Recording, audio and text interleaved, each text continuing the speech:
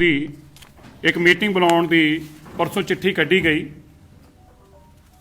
और उसकी अज मीटिंग वास्ते असीं इत्थे इकट्ठे होए। जदों इत्थे मीटिंग करन लगे तो सरदार हरमीत सिंह कालका इत्थों उठ के चले गए। उन्होंने इस मीटिंग च पार्टिसिपेट करन नूं मना कर दिता क्योंकि जदों असीं उन्होंने दस्सिया कि डायरैक्टर गुरुद्वारा इलैक्शनस वल्लों एक क्लैरिफिकेशन आई आ जिहड़ी मैं तुहानूं पढ़ के दसना चाहुंदा। असीं उन्होंने दस्सिया कि उन्होंने क्लैरिफिकेशन जिहड़ा क्या है, since the resignation stands withdrawn there is no question of it being accepted at this stage। क्योंकि रेजिग्नेशन जिहड़ा है वो जनरल हाउस ही एक्सैप्ट कर सकता है, इस करके ये विड्रॉ किया गया है और ये एक्सैप्टेड इस स्टेज पर नहीं हो सकता जनरल हाउस वालों भी। एग्जैक्टिव की तो गल छड्डो। दूजी गल च लिखा गया it is a committee, committee मतलब general house which has a power to remove an office bearer as laid in the section 13(2) and 13(3). Logically, once the incumbent office bearer is removed, जिहड़ा incumbent जिहड़ा outgoing ਉਹਨੂੰ remove ਕੀਤਾ ਜਾਵੇ, the process of electing nominating as a new office bearer should start। ਜਦੋਂ ਤੱਕ ਜਿਹੜਾ ਬੈਠਾ ਹੈ ਜਦੋਂ ਤੱਕ ਉਹਨੂੰ ਰਿਮੂਵ ਨਾ ਕੀਤਾ ਜਾਵੇ ਜਾਂ ਉਹਨੂੰ ਕਰ ਦਿੱਤਾ ਜਾਵੇ ਉਦੋਂ ਬਾਅਦ ਹੀ ਅਗਲਾ ਪ੍ਰੋਸੈਸ ਸਟਾਰਟ ਹੋ ਸਕਦਾ ਹੈ, क्योंकि मैनू रिमूव नहीं किया गया जनरल हाउस वालों। दूजी गल लास्ट क्या उन्होंने कहा जी टर्म एग्जैक्टिव बोर्ड की यह 29/9 खत्म हो चुकी है। फरदर वास्ते to the further extension is already under submission to the honourable LG। In the absence of the required extension, जो तक एक्सटेंशन नहीं मिलती, the validity of the action of executive board at this stage may be liable to be called in question. अगर तुसीं होर भी इन्हां फैसलों तो इलावा प्रधान नूं हटाउणा, प्रधान की पावर नूं देण दे इलावा भी कोई फैसला लैंदे जे, वो भी सवालों के घेरे च। असीं उस फिर दोबारा उन्होंने पूछा भी ये क्लैरिटी दे दिओ कि जिहड़ा पावर किसी नूं डेलीगेट की जा सकती है, ये अंदर भी कोर्ट का ऑर्डर आ कि किसी नूं पावर डेलीगेट नहीं की जा सकती, पर उन्होंने फरदर क्लैरिफिकेशन हुणे भेजी आ। उन्हें कहा with reference to your mail dated so and so to provide the further clarification on the point number 2 in this regard. इस रिगार्ड च असीं रिट्रेट करते दोबारा कहना चाहुंदे हां, as per the Delhi Sikh Gurdwara act 1971 section 17(2) an office bearer or any other member, office bearer भी या होर भी किसी मैंबर की power or other member executive board की power may be removed by the resolution of committee.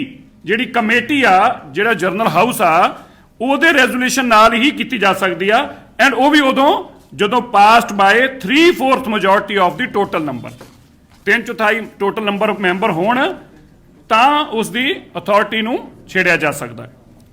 मैनूं बड़ी खुशी आ कि नवे जिहड़े दोस्त बने ने सरदार हरमीत सिंह कालका जी दे, जिन्होंने रोज़ गालां कढ़दे सी, जिन्होंने कहंदे सी वाइस प्रेजिडेंट नूं रिजाइन कर दिता है, अज नूं कह रहे नहीं इन्हें रिजाइन नहीं किया, साडे नाल रखो भाई।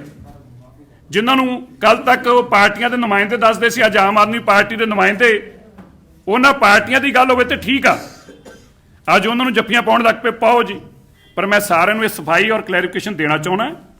डायरैक्टर गुरुद्वारा ने भी बड़ा क्लैरीफाई किया है, ना मैं कोई अगली इलैक्शन लड़नी आ, ना मेरी दोबारा कोई प्रधान बनने की इच्छा, ना मैं मैंबर बनने की इच्छा, क्योंकि मैं खुद ही रिटन च लिख के देता कि मैं मैंबर भी अपना विड्रॉ कर लिया, नहीं बनना। पर जी 20 तरीक तक की जनवरी तक की टर्म आ, एज पर दी गुरुद्वारा एक्ट और एज पर दी डायरैक्टर ने जो फरदर क्लैरिफिकेशन उन्होंने पूछा सीगा, भाई असीं रिजाइन कर सकते हैं। सरदार जगदीप सिंह कालो साहब ने पूछा भी ये की कर सकते हैं असीं, उन्होंने भी अज क्लैरीफाई किया कि अंदर अजे कुछ नहीं किया जा सकता। बड़ा क्लीयर आ, क्योंकि जनरल हाउस की एबसेंस अंदर जनरल हाउस ही 2/3 लोग ही प्रधान नूं रिसीव एक्सैप्ट कर सकते हैं, और वो पावर तां ही डेलीगेट होगी जो बंदा उत्थे मौजूद नहीं होगा। सो मैं समझदा है कि अज जिहड़ा ये केवल और केवल माहौल बनाउण वास्ते, क्योंकि उन्होंने समझ आ गया कि दिल्ली कमेटी उन्होंने दोबारा कमेटी उन्होंने बननी नहीं, वो हाशिए ते आए हताश होके सारे मिल के अज ये कोशिशां करते पे ने। मैं पर उन्होंने बधाई दिंदा, कोशिश बधाई हरेक नूं अपना करना चाहिए, पर दिल्ली के सिखां की जिहड़ी कमेटी आ, ये पार्टियों तो उपर उठ के दिल्ली के सिखां की कमेटी बने, ये वास्ते सारे मैंबरां ने एकजुट होकर कोशिश की आ। सो मैं दोबारा तो क्लैरीफाई करदा, क्योंकि कल भी मीडिया च गल्लां कहीआं गईआं कि 1 तरीक तो लैके हुण तक भी मैं ही प्रधान हाँ, जो मैं रिजाइन करता मेरा रिजाइन एक्सैप्ट नहीं हो सकता सी, क्योंकि जनरल हाउस नहीं सी। इन्हां सारियां टैक्नीकल प्रॉब्लम्स नूं खत्म करने वास्ते, बैंकां नूं जानकारी देने वास्ते, सरकारां नूं जानकारी देने वास्ते मैं अपना रेजिग्नेशन ਵਿਡਰਾਲ ਤਾਂ ਲਿਖ ਕੇ ਭੇਜਿਆ ਸੀ ਕਿ ਟੈਕਨੀਕਲੀ ਮੈਂ ਹੀ ਹੁਣ ਤਾਈਂ ਪ੍ਰਧਾਨ ਹਾਂ, ਇਸ ਕਰਕੇ ਮੈਂ ਕਲੈਰੀਫਿਕੇਸ਼ਨ ਦੇ ਰਿਹਾ। ਔਰ ਅੱਜ ਡਾਇਰੈਕਟਰ ਨੂੰ ਅਸੀਂ ਪੁੱਛਿਆ ਸੀ ਕਿ ਕਿਆ ਰਿਜ਼ਾਈਨ ਐਕਸੈਪਟ ਹੋ ਸਕਦਾ, ਉਹਨੇ ਮਨਾ ਕਰ ਦਿੱਤਾ।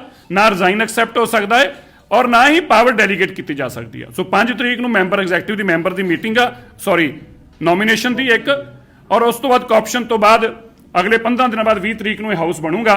ਸੋ ਉਦੋਂ ਤੱਕ ਲਈ ਜਿਹੜਾ ਕਾਰੋਬਾਰ ਮੈਂ ਸੰਭਾਲਦਾ ਪਿਆ ਇਸੇ ਤਰੀਕੇ ਸੰਭਾਲੂੰਗਾ। ਹੋਰ ਕੋਈ ਤੁਹਾਡਾ? ਨਹੀਂ, ਮੈਂ ਹੀ ਸੰਭਾਲ ਰਿਹਾ। ਤੁਹਾਨੂੰ ਗਲਤ ਕਹਿਤਾ ਕਿਸੇ ਨੇ? ਨਹੀਂ, ਇੱਕ ਮਿੰਟ ਠਹਿਰੋ, ਮੈਂ ਤੁਹਾਨੂੰ ਇਹ ਕਲੈਰੀਫਾਈ, ਜਗਤਾਰ ਜੀ ਕਹਿ ਰਿਹਾ ਹਾਂ ਤੁਸੀਂ ਲੇਟ ਆਏ ਜੀ। ਜਗਤਾਰ ਜੀ 1 ਤਰੀਕ ਤੋਂ ਲੈ ਕੇ 31 ਤੱਕ ਮੈਂ ਹੀ ਸੰਭਾਲਦਾ ਆ ਰਿਹਾ ਮੈਂ ਉਹੀ ਗੱਲ ਅੱਗੇ ਕਰਦਾ ਪਿਆ। ਫਿਰ ਵੀ ਮੈਂ ਪੁੱਛਿਆ ਕਿਉਂਕਿ ਮੇਰੀ ਇੱਛਾ ਨਹੀਂ ਸੀਗੀ, ਮੈਂ ਪੁੱਛਿਆ ਡਾਇਰੈਕਟਰ ਤੋਂ ਕਿ ਕਿਆ ਮੇਰਾ ਰਿਜ਼ਾਈਨ ਨੂੰ ਐਕਸੈਪਟ ਕੀਤਾ ਜਾ ਸਕਦਾ, ਕਿਆ ਕੋਈ ਉਹਨਾਂ ਨੇ ਦੱਸਿਆ ਕਿ ਇਨ ਐਬਸੈਂਸ ਜਨਰਲ ਹਾਊਸ ਜਿਹੜਾ ਇਹ 2/3 ਮੈਜੋਰਟੀ ਹੀ ਐਕਸੈਪਟ ਕਰ ਸਕਦੀ ਆ, ਇਹਦੇ ਇਲਾਵਾ ਐਕਸੈਪਟ ਨਹੀਂ ਹੋ ਸਕਦਾ। ਮੈਂ ਮੀਟਿੰਗ ਦੀ ਪੁੱਛਿਆ ਕਿਉਂਕਿ ਮੈਂ ਵੀ ਕਾਲ ਕੀਤੀ ਸੀਗੀ, ਮੈਂ ਉਹਦੇ ਤੇ ਵੀ ਕਲੈਰੀਫਿਕੇਸ਼ਨ ਮੰਗੀ। ਉਹਨਾਂ ਨੇ ਕਿਹਾ ਕਿਉਂਕਿ ਇਨ ਦੀ ਐਬਸੈਂਸ, ਕਿਉਂਕਿ ਕਮੇਟੀ ਦੀ ਐਕਸਟੈਂਸ਼ਨ ਜਿਹੜੀ ਅਜੇ ਤੱਕ ਹੋਈ ਨਹੀਂ ਹੈਗੀ, ਇੱਕ ਕੁਐਸਚਨਾਂ ਦੇ ਘੇਰੇ 'ਚ ਹੋਊਗੀ ਜੇ ਤੁਸੀਂ ਹੋਰ ਵੀ ਕੋਈ ਫੈਸਲਾ ਕਰਦੇ ਦੇ ਇਲਾਵਾ ਵੀ।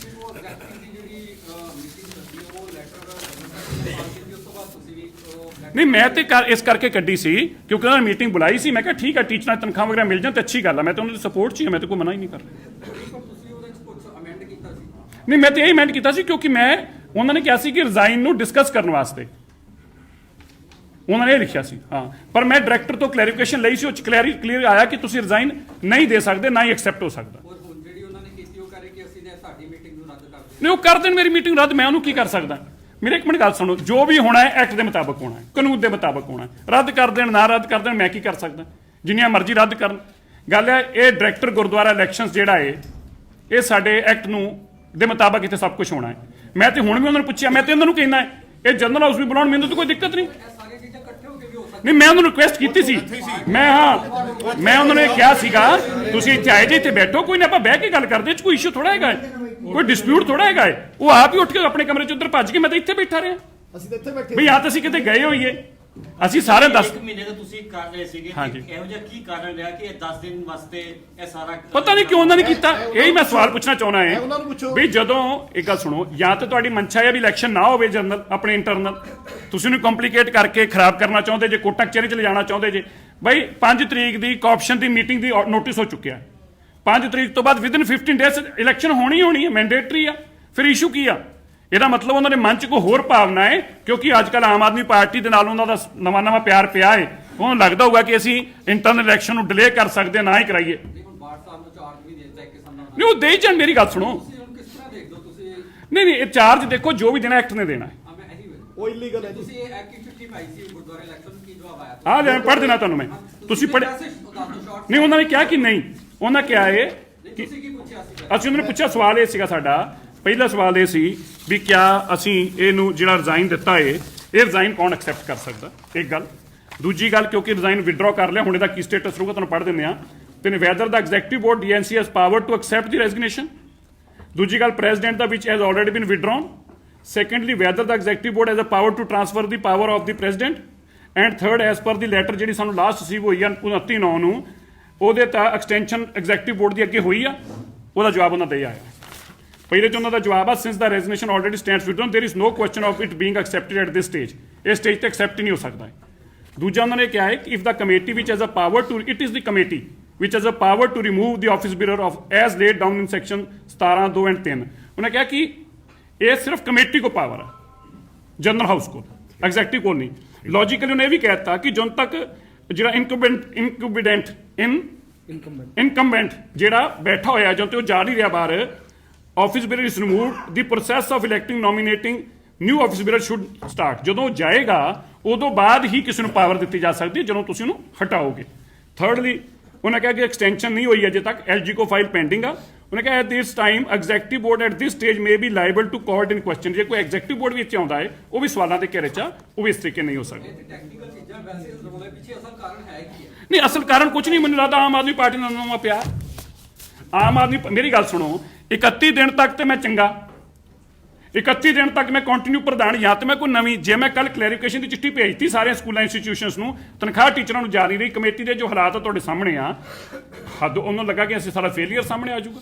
ਜੇ ਸਵੇਰੇ ਟੀਚਰਾਂ ਤਨਖਾਹਾਂ ਚਲੇ ਗਈਆਂ 1 ਮਹੀਨੇ ਤੱਕ ਤੇ ਦੇ ਨਹੀਂ ਸਕੇ, ਕੱਲ ਚਲੇ ਜਾਣੀਆਂ ਨੇ, ਜਦੋਂ ਸਮਝ ਆ ਗਿਆ ਚਲੇ ਜਾਣੀਆਂ ਨੇ ਤੇ ਇਹ ਚੀਕਾਂ ਨਿਕਲ ਗਈਆਂ। ਨਹੀਂ, ਇਸ ਤਰ੍ਹਾਂ ਦੀ ਵੀ ਗੱਲ ਉੱਠੀ ਸੀ ਕਿ ਤੁਸੀਂ ਕਿਸੇ ਆਪਣੇ ਖਾਸ ਬੰਦੇ ਨੂੰ ਆਫਿਸ ਪੀਰੀਅਡ 'ਚ ਲੈਣਾ। ਨਹੀਂ, ਮੇਰੀ ਗੱਲ ਸੁਣੋ, ਮੇਰਾ ਖਾਸ ਕੀ, ਮੇਰੇ ਸਾਰੇ ਹੀ ਖਾਸ ਨੇ। ਪਹਿਲੀ ਇੱਕ ਗੱਲ ਸਮਝ ਲਓ ਜਗਤਾਰ ਜੀ, ਇਹ ਦਿੱਲੀ ਦੀ ਸੰਗਤ ਦੀ ਚੁਣੀ ਕਮੇਟੀ ਹੈ, ਦਿੱਲੀ ਦੀ ਸੰਗਤ ਨੇ ਤੈਅ ਕਰਨਾ ਕੌਣ ਬਣੇਗਾ ਕੌਣ ਨਹੀਂ ਬਣੇਗਾ, ਮੇਰੇ ਇਕੱਲੇ ਤੈਅ ਨਹੀਂ ਹੋ ਸਕਦਾ।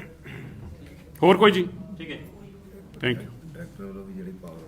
ਉਹ ਮੈਂ ਦੱਸਦਾ ਅੱਜ ਇਹਦੀ ਫਰਦਰ ਕਲੈਰੀਫਿਕੇਸ਼ਨ ਅਸੀਂ ਮੰਗੀ ਸੀ ਜਗਤਾਰ ਜੀ, ਅਸੀਂ ਫਿਰ ਵੀ ਕਲੈਰੀਫਿਕੇਸ਼ਨ ਹੋਰ ਹੀ ਮੰਗੀ ਸੀ ਕਿ ਜੇ ਪਾਵਰ ਵੀ ਟ੍ਰਾਂਸਫਰ ਕੀਤੀ ਜਾ ਸਕਦੀ ਆ ਫਰਦਰ, ਉਹਨਾਂ ਉੱਚੂ ਜਵਾਬ ਦਿੱਤਾ ਕਿ ਨਹੀਂ, ਉਹ ਸਿਰਫ ਐਕਟ ਦੇ ਅੰਦਰ ਕਮੇਟੀ ਹੀ ਕਰ ਸਕਦੀ ਹੈ।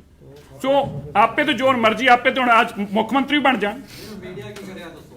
ਨਹੀਂ, ਮੀਡੀਆ ਪੜ੍ਹ ਦੇਵੇ, ਜੋ ਮੀਡੀਆ, ਮੇਰੀ ਗੱਲ ਸੁਣੋ, ਮੀਡੀਆ ਉਹਨਾਂ ਨੂੰ ਪ੍ਰਧਾਨ ਮੰਤਰੀ ਬਣਾ ਦੇਵੇ।